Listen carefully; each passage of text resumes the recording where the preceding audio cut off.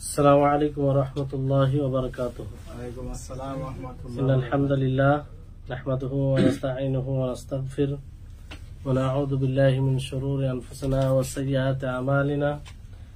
من يهده الله فلا مضل له ومن يضلله فلا هادي له. وأشهد أن لا إله إلا الله وحده لا شريك له وأشهد أن محمدا عبده ورسوله.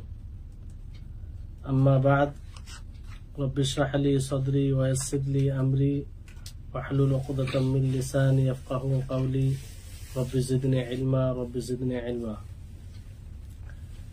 সম্মানিত আজকের ক্লাসে উপস্থিত দিনপ্রেমী ভাই সকল, সর্বপ্রথম সেই মহান স্রষ্টার আমরা প্রশংসা করি যিনি আমাদের সকলকে আজকের এই ক্লাসে উপস্থিত হওয়ার তৌফিক দিয়েছেন, তাই আমরা সকলে বলি আলহামদুলিল্লাহ।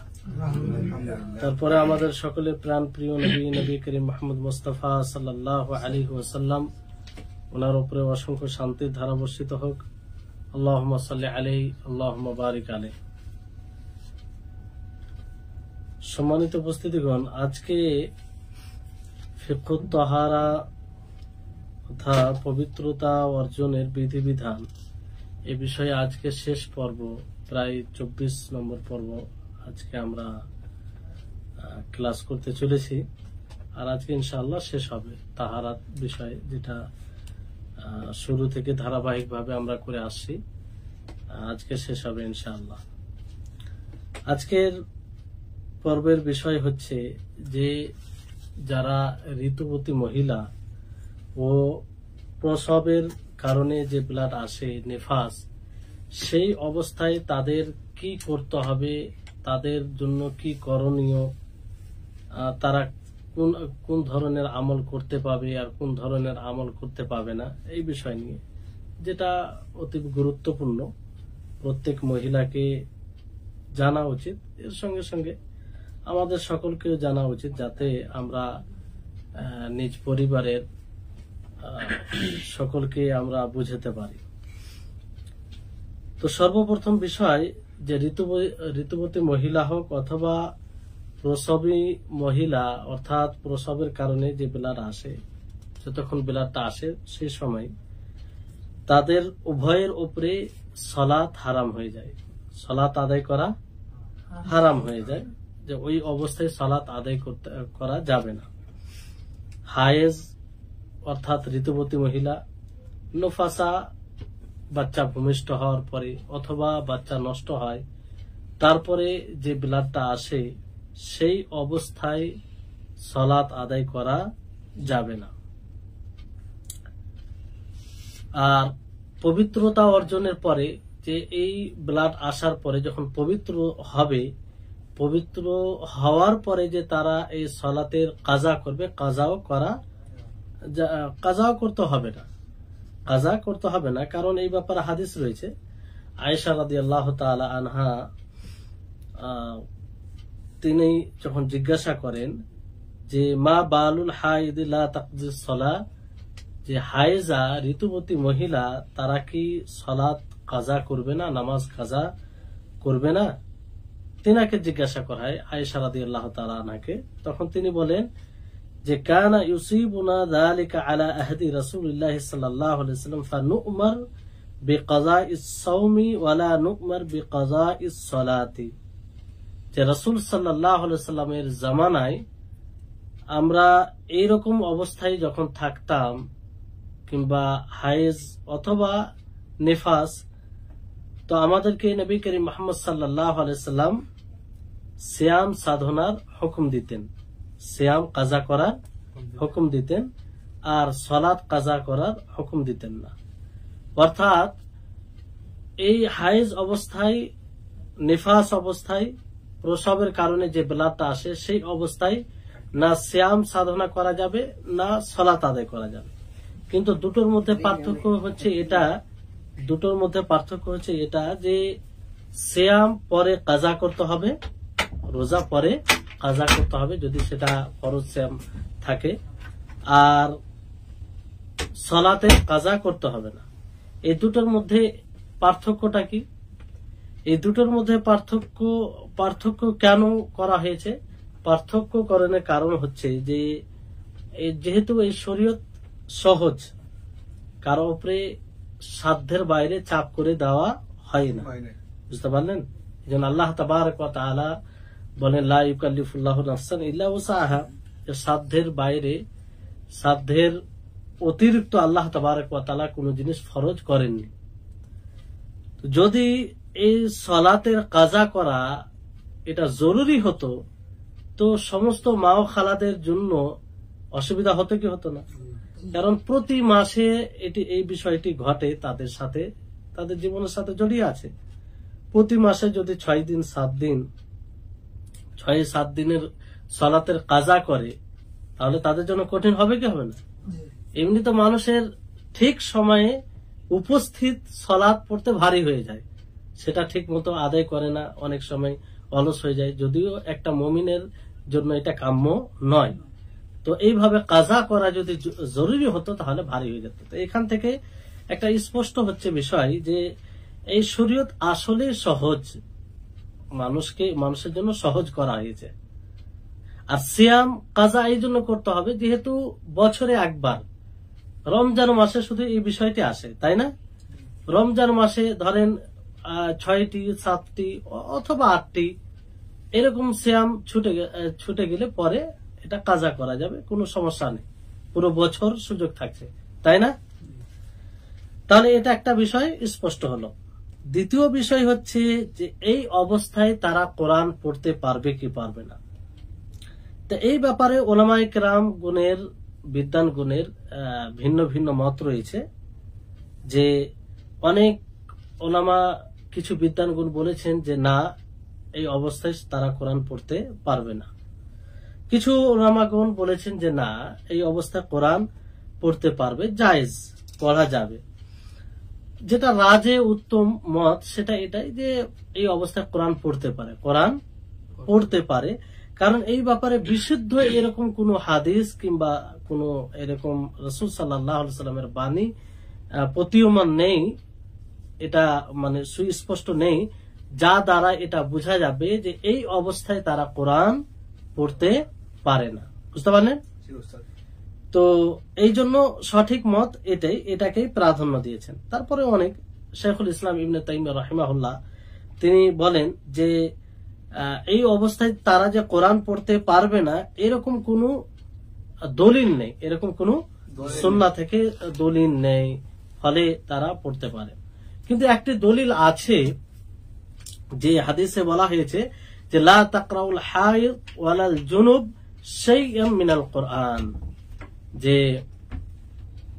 হায়েজ ঋতুবতী মহিলা ও জুনুবী ব্যক্তি, সে মহিলা হোক অথবা পুরুষ হোক, তারা যেন কোরআনের কোনো অংশ না পড়ে। তো এই হাদিসটি দুর্বল। এই হাদিসটি কি দুর্বল? এটা মানে এই হাদিস থেকে দলিল উপস্থাপন করা কিংবা এই হাদিস দলিলের উপযুক্ত নয়, এতটা দুর্বল, বুঝতে পারলেন? আর সর্বোপরি বিষয় হচ্ছে যে রাসূল সাল্লাল্লাহু আলাইহি সাল্লামের জামানায় মহিলারা হাইজরত অবস্থায় হতেন কি হতেন না? তাদের এই ব্লাডটা আসতো। তো যদি তাদের উপরে কোরআন পড়া এটা হারাম হতো, কোরআন তেলাওয়াত করা হারাম হতো, তো অবশ্যই নবী করিম মুহাম্মদ সাল্লাল্লাহু আলাইহি ওয়াসাল্লাম উম্মতের জন্য এটা সুস্পষ্ট করতেন, তাই না? কারণ এটা বিষয় এমন একটা বিষয় যে কিছু মানুষের জন্য আর কিছু মানুষের জন্য নয়, তা নয়, সকল মহিলার সাথে জড়িয়ে আছে, আর সব মহিলাই এই অবস্থায় আসে। তো যদি এটা হারাম হতো, পড়া না যেত, তো অবশ্যই আল্লাহ নবী সুস্পষ্ট ভাবে বলতেন, কিন্তু এরকম কোন হাদিস নেই, বুঝতে পারলেন? নবী করিম মুহাম্মদ সাল্লাল্লাহু আলাইহি ওয়াসাল্লাম বিশেষভাবে উম্মাহাতুল মুমিনিন, যারা মুমিনদের মা, নবী সাল্লাল্লাহু আলাইহি ওয়াসাল্লামের স্ত্রীগণ, তাদেরকে তো আল্লাহ নবী শিখিয়ে দিতেন যে না, এই অবস্থায় কোরআন পড়া যাবে না, এটা অবশ্যই স্পষ্ট হতো। আর হারাম হলে ওনাদের পক্ষ থেকে, ওনাদের কাছ থেকে অন্য মহিলারা, অন্য সাহাবিয়ারা রিওয়ায়াত করত, বুঝতে পারলেন? কিন্তু এরকম বিষয় না হওয়ার কারণে রাজে উত্তম এটাই মনে হচ্ছে যে এই অবস্থায় কোরআন পড়া যাবে, বুঝতে পারলেন? তারপরে জিকির করা, তাসবিহ পাঠ করা, আল্লাহর পবিত্রতা বর্ণনা করা, হাদিসের বই পড়া, ফিকহ শাস্ত্রের কোন বই পড়া, দোয়া, আমিন বলা, কোরআন শোনা, এগুলোতে কোনো দ্বিমত নেই, এগুলো বিষয়ে কোনো দ্বিমত নেই, এগুলো করা যাবে। এগুলো সকলে বলেছেন জায়েজ। নবী করিম মুহাম্মদ সাল্লাল্লাহু আলাইহি ওয়াসাল্লাম সব সময় কি করতেন? আল্লাহর জিকির করতেন। তো সব সময় করতেন, তা আল্লাহ নবী জুনুবি অবস্থায় হতেন কি হতেন না? তারপরেও করতেন। তার মানে কি এগুলো জায়েজ, অসুবিধা নেই। বুঝতে পারলেন? তাহলে দুটো বিষয় জানতে পারলেন। একটা হচ্ছে যে সালাত আদায় করা যাবে না ওই অবস্থায়, সেই সব মহিলা, হায়েজা ঋতুবতী মহিলা হোক অথবা প্রসবের কারণে যে ব্লাড আসে সেই অবস্থায় তারা না সালাত আদায় করতে পারবে না সিয়াম সাধনা করতে পারবে। বুঝতে পারলেন? সালাত আদায় করতে পারবে না, আর তার কাজাও নেই। দ্বিতীয় যেটা, যে কোরআন পাঠ করতে পারে কিন্তু স্পর্শ করে না, স্পর্শ করে না। বুঝতে পারলেন? তৃতীয় যেটা সম, পূর্বে একটু বলে দেওয়া হয়েছে যে সম পালন করতে পারবে না, কিন্তু সমের ব্যাপারে এটা পৃথক, যে তার কাজা করতে হবে। কি করতে হবে? তার কাজা করতে হবে, কারণ এটা বছরে একবার এই বিষয়টি আসে। এটা কাজা করা সহজ, এটা কঠিন নয়। বুঝতে পারলেন? চতুর্থ বিষয় হচ্ছে যে ঋতুবতী মহিলার সাথে অথবা নেফাস যা আসে বাচ্চা ভূমিষ্ঠ হওয়ার পরে অথবা বাচ্চা নষ্ট হওয়ার পরে যে ব্লাডটা আসে, সেই সময় তাদের সাথে জেমা করা যাবে না। স্বামী তাদের সাথে জেমা করতে পারে না, হারাম। বুঝতে পারলেন? জেমা মানে সঙ্গম করা, এটা করতে পারে না। কারণ এই ব্যাপারে আল্লাহ তাবারক ওয়া তাআলা বলেন, ওয়ায়াসআলুনাকা আনিল মাহিদ কুল হুয়া আযান ফা'তাজিলুন নিসাআ ফিল মাহিদ, যে তারা জিজ্ঞাসা করে আপনাকে হায়েজরত অবস্থায় তারা কি করবে তাদের সম্পর্কে, তো আপনি বলুন যে এটা হচ্ছে এক প্রকারের ময়লা জাতীয় জিনিস। ফা'তাজিলুন নিসা, অতএব তোমরা মহিলা থেকে দূরে থাকো। কি থাকো? দূরে থাকো তাদের হায়েজরত অবস্থায়, তাদের ঋতুবতী অবস্থায়। বুঝতে পারলেন? তাহলে এখান থেকে এটা স্পষ্ট যে ওই অবস্থায় তাদের সাথে জেমা করা যাবে না। এই আয়াতটি যখন নাজিল হয়, অবতীর্ণ হয়, তখন নবী করিম মুহাম্মদ সাল্লাল্লাহু আলাইহি ওয়াসাল্লাম বলেন, ইসনাউ কুল্লা শাইইন ইল্লা নিকাহ, যে তোমরা নেকা ব্যতীত, নেকা এখানে জেমার অর্থে ব্যবহার হয়েছে। কিসের অর্থে? জেমার অর্থে, সঙ্গম করা অর্থে ব্যবহার হয়েছে, যে এই ব্যতীত তোমরা সবকিছু তাদের সাথে করতে পারো। সবকিছু অর্থাৎ তাদের সাথে ঘুমানো, তাদের সাথে শরীরে যদি স্পর্শ করে, এতে কোনো সমস্যা নেই। শুধু জেমা করা এটা হারাম। বুঝতে পারলেন? তাদেরকে ধরেন চুম্বন করা, তাদের লজ্জা স্থান ছাড়া তাদের শরীরে স্পর্শ করা, এগুলোতে কোনো সমস্যা নেই। যদি কেউ জেমা করে এই অবস্থায়, তাহলে গুনাহগার হবে। কি হবে? গুনাহগার হবে। এর উপরে কাফারা আছে। কি আছে? কাফারা। কাফারা মানে কি? কাফারা মানে একটা গুনাহ হয়ে যায় যে কারণে সেটা থেকে বের হওয়ার মাধ্যম আর কি, সেটাকে কাফারা বলা হয়।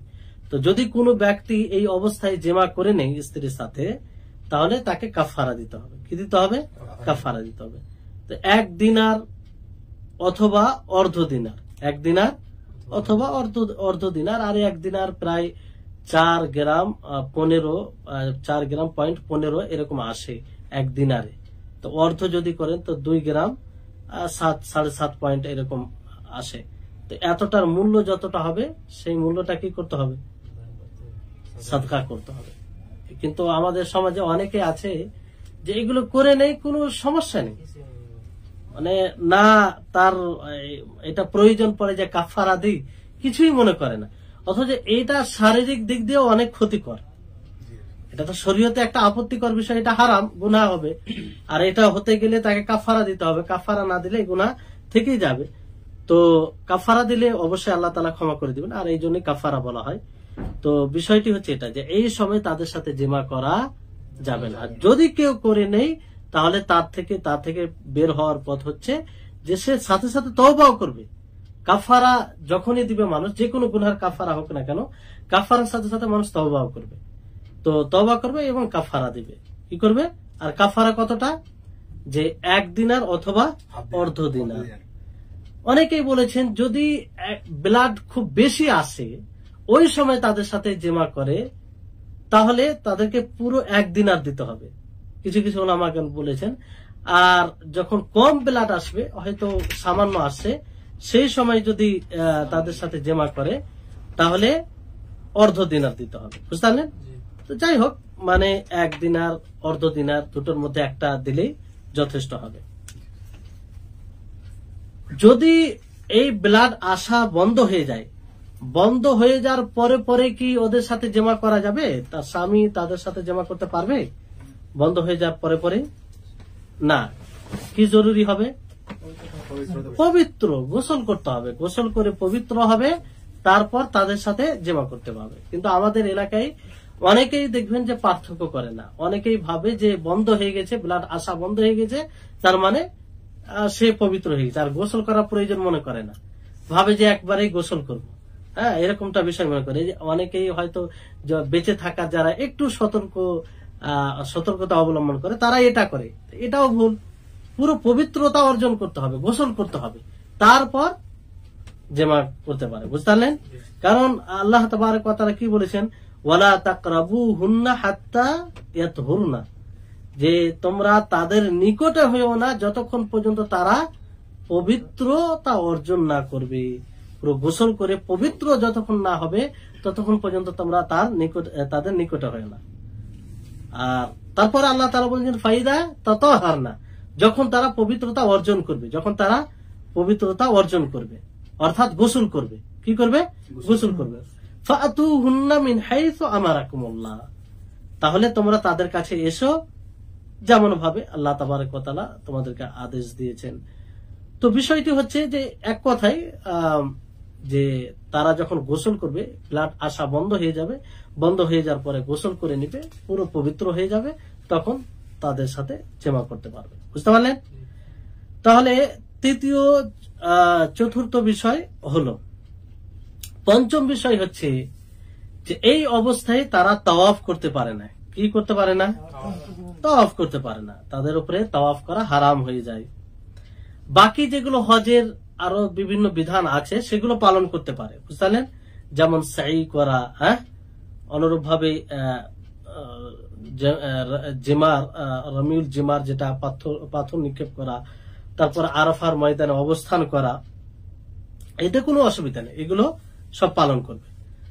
এই ব্যাপারে আয়েশা রাদিয়াল্লাহু তাআলা আনহার একটি হাদিস রয়েছে, উনি যখন এই অবস্থায় হন তো আল্লাহ নবী ওনাকে বলেন যে ইফআলি কুল্লা শাইইন ইয়াফআলুহুল হাজ্জ, যে তুমি প্রত্যেকটা জিনিস করো যেটা যা হাজিগণ করে, যা এক হাজি করে, গায়রা আল্লাহ তাতুফি বিল বাইতি হাত্তা তাগতাসিলি, বাইতুল্লাহর তাওয়াফ ব্যতীত এক হাজি যা করে সমস্ত কিছু তুমি করো। তাহলে তাওয়াফ করা যাবে না অতক্ষণ পর্যন্ত যতক্ষণ পর্যন্ত গোসল না করবে, সেটা বন্ধ হয়ে যাবে। বন্ধ হয়ে যাওয়ার পরে যখন গোসল করবে তারপরে সে তাওয়াফ করতে পারে। তাহলে তাওয়াফটা সেটা পরে করবে, সেটা কখন করবে, পরে করবে। বাকি যেগুলো বিধান আছে সেগুলো পালন করবে, বুঝতে পারলেন। আর তাওয়াফুল ওয়াদা যেটা বলছে সেটা মানে জরুরি হবে না তখন, কিন্তু তাওয়াফে উমরা হজ এটা করতেই হবে, বুঝলেন, যেটা রুকুন, যেটা কি রুকুন, মানে এটা না করলে হজই হবে না অথবা উমরাই হবে না, বুঝতে পারলেন। 6 নম্বর বিষয় হচ্ছে যে মসজিদে দাঁড়ানো, মসজিদে অবস্থান করা, এটা করা যাবে কি যাবে না। এই অবস্থায় মহিলাদের মসজিদে দাঁড়ানো যাবে কি যাবে না, মসজিদে অবস্থান করতে পারে কি পারে না। তো ওলামাগণ, বিদ্বানগণ এই ব্যাপারেও দ্বিমত করেছেন, ভিন্ন ভিন্ন মত প্রকাশ করেছেন। কিছু ওলামায়ে কেরাম বলেছেন এই আয়াত থেকে দলিল দিতে গিয়ে ওয়ালা জুনুবান ইল্লা আবিরি সাবিলিন, যে জুনুবী ব্যক্তিও নয়, হ্যাঁ সেই ব্যক্তি যে রাস্তা অতিক্রম করবে। তো এই আয়াত থেকে তারা দলিল উপস্থাপন করতে গিয়ে বলছেন যে মসজিদে অবস্থান করা যাবে না, মসজিদে দাঁড়ানো যাবে না, বুঝতে পারলেন। আর আরেকটি তারা হাদিস উপস্থাপন করেছে যে ইন্নী লা উহিল্লুল মাসজিদা লিজুনুবিন ওয়ালা লিহাইদিন, যে আমি, নবী সাল্লাল্লাহু আলাইহি ওয়াসাল্লাম বলেন যে আমি মসজিদকে হালাল করিনি, হালাল করছি না জুনুবী ব্যক্তির জন্য আর ঋতুবতী মহিলার জন্য। কিন্তু এই হাদিসটি কি জয়ীফ, দুর্বল, বুঝতে পারলেন? তো এই হচ্ছে বিষয়। এই দুটো দলিলকে সামনে রেখে তারা বলেছে যে অবস্থান করতে পারে না, সেখানে দাঁড়াতে পারে না।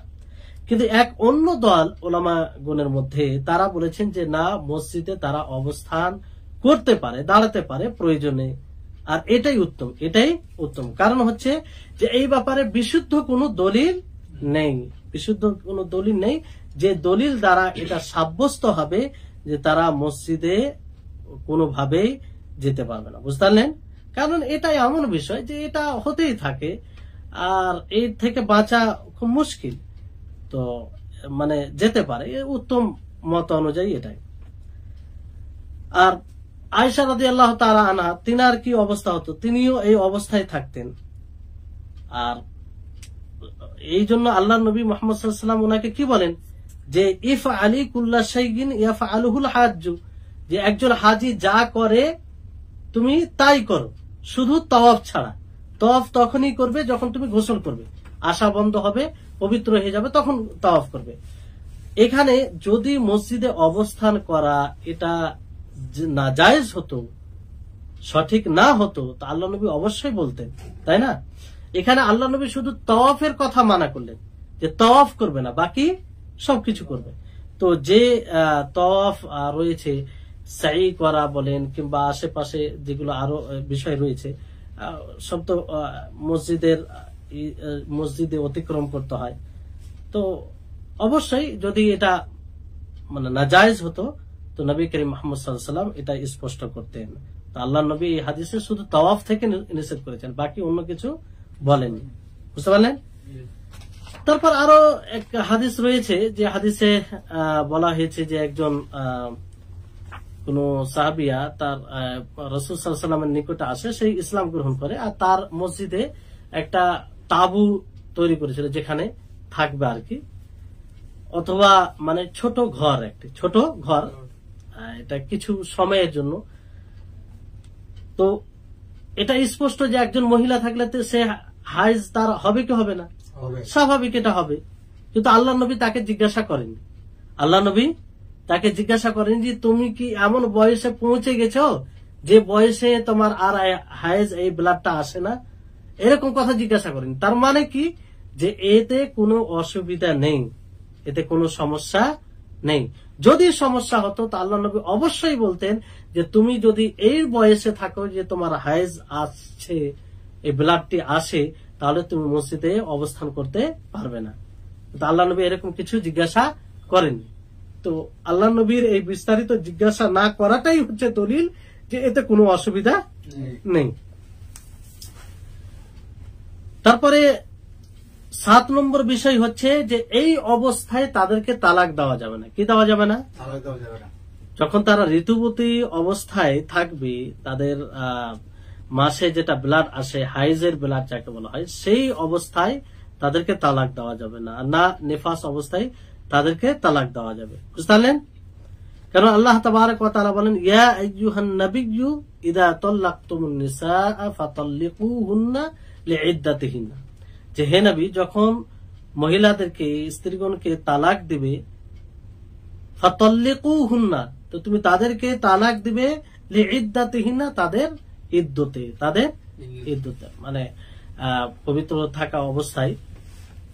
এখানে বিষয়টা হচ্ছে যে নেফাসের বিরুদ্ধে, নেফাসের সময় এটা নয়, নেফাসে এটা জায়েজ, নেফাসে এটা জায়েজ যে তাদের নেফাস থাকা অবস্থায় তাদেরকে তালাক দেওয়া যাবে, বুঝতে পারলেন? এবার যদি কোনো ব্যক্তি, এটা একটা কথা স্পষ্ট যে এই অবস্থায় তালাক দেওয়া যাবে না আমভাবে, বুঝতে পারলেন? কোন ব্যক্তি যদি নিজের স্ত্রীকে তালাক দিতে চায় তাহলে এই অবস্থায় সে তালাক দিতে পারে না। যদি কোনো ব্যক্তি তালাক দিয়ে দেয় তাহলে তার এটা তালাক হবে কি হবে না, তার তালাক বলে এটা গণ্য হবে কি হবে না, বুঝতে পারলেন? তো এই ব্যাপারে দ্বিমত আছে। অনেকে বলেছেন যে তালাক হয়ে যাবে কিন্তু এই তালাকটার নাম হবে তালাকে বেদঈ। কি বলা হবে? তালাকে বেদঈ। কারণ এটা শরীয়ত সম্মত অনুযায়ী, যেটা শরীয়তের নিয়ম সেই অনুযায়ী এটা তালাক নয়, তালাক ঘটে যাবে। এটা তালাক কি হবে? ঘটে যাবে। বুঝতে পারলেন? এবার এখানে এই যে হায়েজ অবস্থায় তাদেরকে তালাক দেওয়া যাবে, কোন কোন অবস্থায় দেওয়া যাবে, মানে তারা যখন হায়েজা হবে, ঋতুবতী অবস্থায় হবে, সেই সময় কিছু ক্ষেত্রে তালাক দেওয়া যাবে। তিনটি অবস্থায়। 1 নম্বর হচ্ছে যদি বিবাহ করে কোনো ব্যক্তি তার সাথে দখল না করে, দখল মানে তার সাথে জেমা না করে, হ্যাঁ, মানে জেমা যদি না করে, একসাথে যদিও থাকে কিন্তু জেমা যদি না করে, তাহলে তাকে তার হায়েজ অবস্থায় তালাক দিতে পারে। কারণ এখানে ইদ্দতের কোনো প্রশ্নই আসে না, যেহেতু সে কি করেনি, জেমা করেনি। হ্যাঁ, মানে দখল মানে এক কথায় এরকম অবস্থায় সে যদি না পৌঁছায় যেখানে তারা জেমা করতে পারবে। বুঝতে পারলেন? তাহলে সেখানে হায়েজ অবস্থায় যদি তালাক দেয় তাহলে তালাক হয়ে যাবে, কারণ সেখানে ইদ্দতের কোনো প্রশ্নই আসে না, তাই না? দ্বিতীয় অবস্থা হচ্ছে যে কোনো মহিলা যদি গর্ভবতী মহিলা থাকে, কি থাকে, পেটে বাচ্চা থাকে, তাহলে আর সেই মহিলার যদি হায়েজ আসে, ব্যতিক্রম হতে পারে, পূর্বে বলা হয়েছে কি হয়নি, যে সাধারণত গর্ভবতী থাকা অবস্থায় হায়েজ আসে না, কিন্তু ব্যতিক্রম হয়। তো ওই অবস্থায় তালাক দিলে তালাক হয়ে যাবে, আর এতে কোনো সমস্যা নেই। কারণ যে গর্ভবতী অবস্থায় যে হায়েজটা আসে সেটা কোনো মানে ধরার বিষয় নাই। কারণ আসল তার ইদ্দত কি, বাচ্চা ভূমিষ্ঠ হওয়া। একজন গর্ভবতী মহিলার ইদ্দত কি, পুরো বাচ্চা ভূমিষ্ঠ হলে সে তখন মানে তার ইদ্দত পুরো হয়ে যাবে। তৃতীয় বিষয় হচ্ছে যদি কোন জিনিসের বিনিময়ে তালাক দেওয়া হয়, কিসের তালাক দেওয়া হয়, কোন জিনিসের বিনিময়ে, এটাকে খোলা বলা হয়। কি বলা হয়? যেটা মেয়েদের পক্ষ থেকে থাকে, মেয়েরা দাবি করে যে আমি তার সাথে আর সংসার করব না কিংবা থাকতে চাই না, তখন একটা বিনিময় দিতে হয় তাকে, মোহর যেটা দিয়েছে সেটা, কিংবা আলোচনার মাধ্যমে যেটার প্রতি সম্মতি হবে, কিংবা কাজী যেটা ফেসলা করে দিবে, যেটা আলোচনা ভিত্তিতে হয়ে যাবে, সেটা দিয়ে তখন তালাক হয়। বুঝতে পারলেন? এটাকে খোলা বলা হয়। এটাকে কি বলা হয়? খোলা বলা হয়। সাধারণত এটাকেও তালাক বলে, কিন্তু এটা আসলে তালাক নয়, এটা খোলা, যেটা মেয়েদের পক্ষ থেকে মানে অগ্রগামিতা আসে, মানে মেয়েরা দাবি করে, তখন একটা বিনিময় নির্ধারিত করে তার উপরে মানে এটা হয় যে এখন ডিভোর্স হয়ে আলো কিংবা আলাদা করে দেওয়া হলো, এটার ফের আবার বিধান আলাদা আছে। তো এটাও ওই অবস্থায় হয়ে যাবে। কোন মহিলা, কোন স্ত্রী যদি হায়েজরত অবস্থায় সে বলে যে না আমি তার সাথে আর থাকবো না, তার পক্ষ থেকে, আর একটা বিনিময়ে সে ডিভোর্স নিয়ে নিচ্ছে, খোলা নিয়ে নিচ্ছে, তাহলে এটা সে করতে পারে। কারণ এখানে কোনো সমস্যা নেই, মানে যেহেতু সে নিচ্ছে, পুরুষ এখানে তালাক দিচ্ছে না। বুঝতে পারছেন বিষয়টি? তো এটা হচ্ছে। এবার এখানে আরো কিছু বিষয় যেগুলো আমাদেরকে স্মরণে রাখতে হবে, যে হায়েজ অবস্থায় অথবা নেফাস অবস্থায়, বাচ্চা ভূমিষ্ঠ হওয়ার পরে যেটা ব্লাড আসে সেটাকে নেফাস বলা হয়, এই অবস্থায় বিবাহ জায়েজ কি জায়েজ নয়? হ্যাঁ, জায়েজ নাই। হায়েজ অবস্থায়, ঋতুবতী অবস্থা, তাদের যে মাসে ব্লাড আসে সেই অবস্থায়, নেফাস অবস্থায় তাদের বিবাহ জায়েজ কি জায়েজ নয়? জায়েজ। কত মহিলার এইভাবে বিবাহ হয়, হয় কি হয় না? এটাতে কোনো সমস্যা নেই, কারণ এরকম কোনো দলিল নেই যে ওই সময় বিবাহ হবে না। এরপরে আরেকটি গুরুত্বপূর্ণ বিষয় যেটা মানে বর্তমান সময়ে সকলকে জানা উচিত, যে কোন মহিলা যদি এমন কিছু ঔষধ ব্যবহার করে যে ঔষধে তার হায়েজকে স্তব্ধ করে রাখবে, মানে বন্ধ করে দিবে আর কি, তো এরকম জিনিস ব্যবহার করা যাবে কি যাবে না?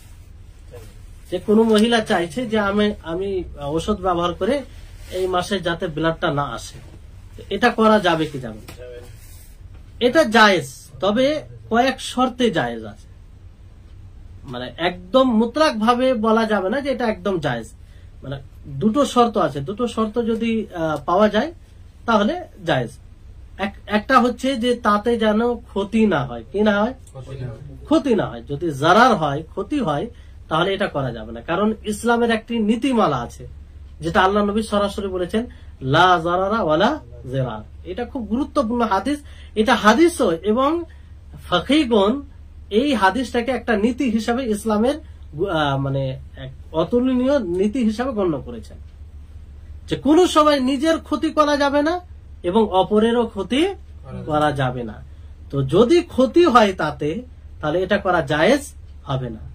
দেখেন ইসলাম, দেখেন যে ইসলাম আপনার কতটা কল্যাণকামী, যে আপনার জান, আপনার শরীর, আপনার সবকিছু আপনি যদি চান যে আমি ক্ষতি করব, তো ইসলাম আপনাকে অনুমতি দেয় না। ইসলাম চাইলে যে আপনার ক্ষতি হয়। তো এইগুলো হচ্ছে ইসলামের সৌন্দর্য, ইসলামের ভালো দিক। এইভাবে যদি আপনি ইসলামের বিধানকে নিয়ে ভাবেন তো অবাক হবেন যে ইসলামটা কি সুন্দর ধর্ম।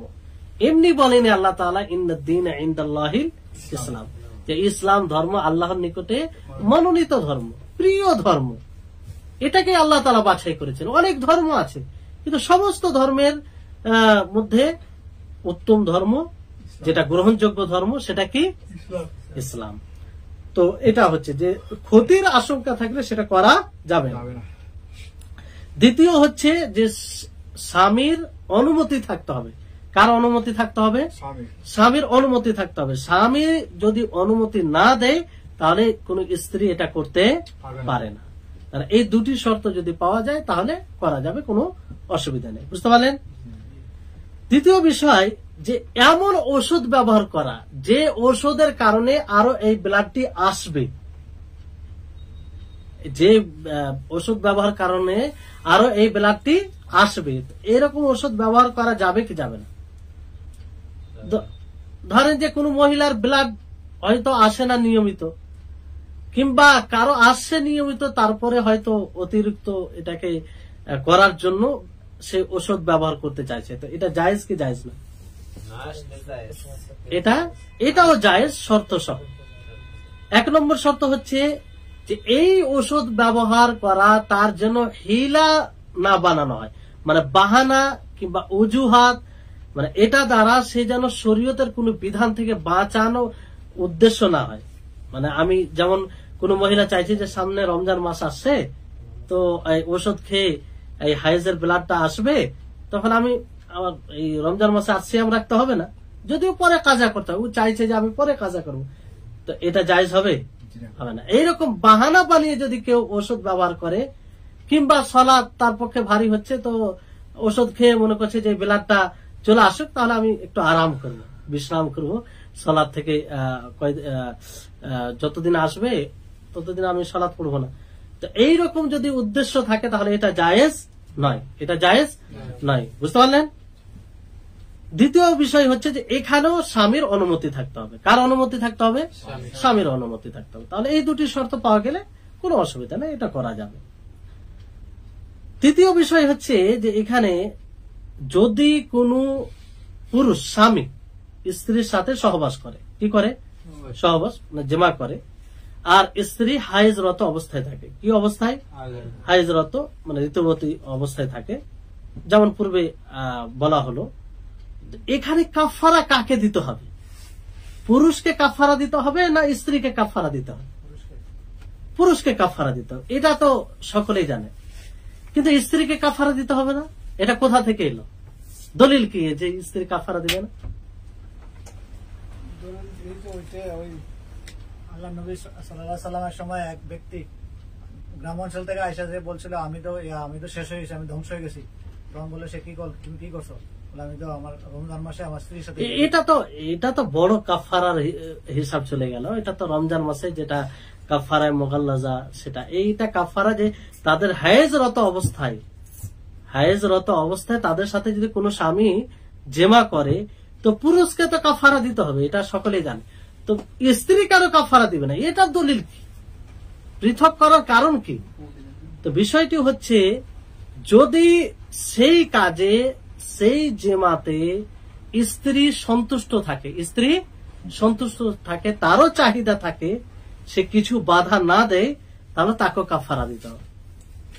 তাকেও কাফারা দিতে হবে। মানে স্বামীকেও দিতে হবে আর স্ত্রীকেও দিতে হবে।